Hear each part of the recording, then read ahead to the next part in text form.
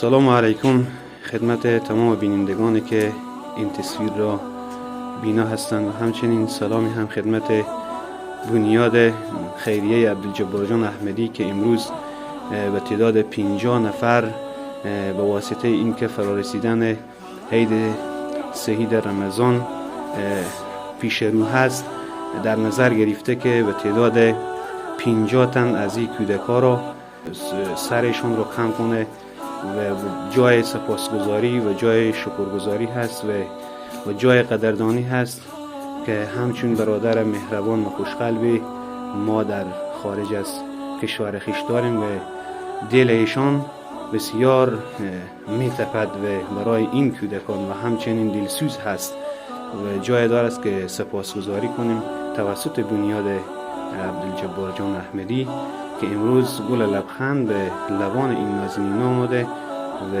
جای سرفرازی و قدردانی هست و جای دارد که ما سپاسگزاری کنیم و همچنین در فرارسیدن عید رمضان عیدی هم داده میشه از طرف بنیاد عبدالجبار جان احمدی و چی خوب است که از خود این طفلکا بشنویم که خوشحال هستم. سلام علیکم. الحمدلله. آیا تو از امروز که سر و صورت شما مثلا سر و کله شما و موهای شما کوتاه میشه خوشحال هستیم یا خیر؟ آیا تقاضای شما از بنیاد عبدالجبار جان احمدی و سایر خیرینی که در بیرون از کشور زندگی میکنن چیست؟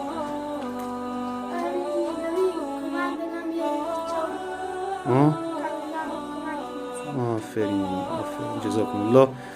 تقاضای تو چی از خیرینی که بیرون از کشور هستن و همچنین بنیاد خیریه عبدالجبار جان احمدی که واقعا انسان پرتلاش و زحمتکش هستند، تقاضای تو از ایشان چیست؟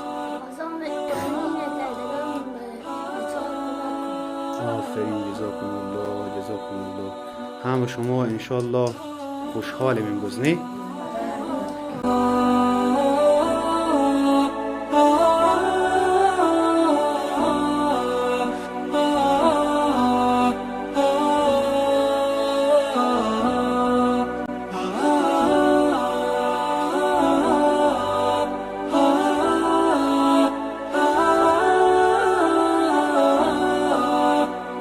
خوشحال هستی که سر تو کم شده امروز یا خیر؟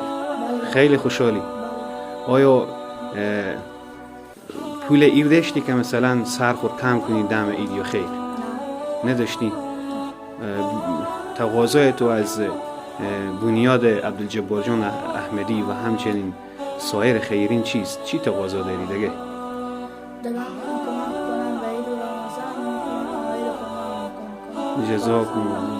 جزاکم الله. آیا تو هم خوشحال هستی سر تو کم شده؟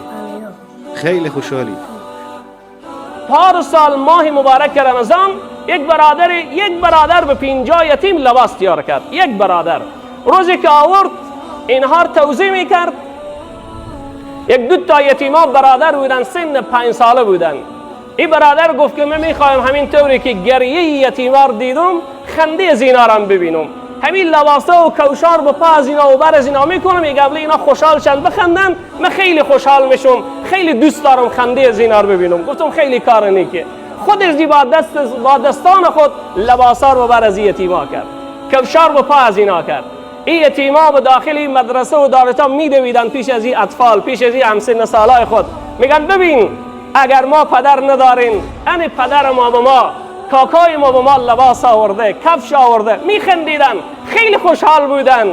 اقدر سوز و گداز به این برادر پیدا شد، اقدر از خوشحالی گریه کرد. گفت من یقین دارم که الله به این کار از من راضی شده. چرا؟ چون این دو یتیم دل اینها رو به دست آوردم، از من راضی شده. بنان برادرای عزیز و بزرگوار، امیدوارم که در این قسمت همه دوستا و برادرها به اندازه توانایی خود سهمی بگیرین تا اینکه الله در زندگی ما خیر و برکت ایجاد بگردانه و طاعات و عبادات ما رو بپذیره و یتیما از ما راضی بشن و الله از ما راضی بشه.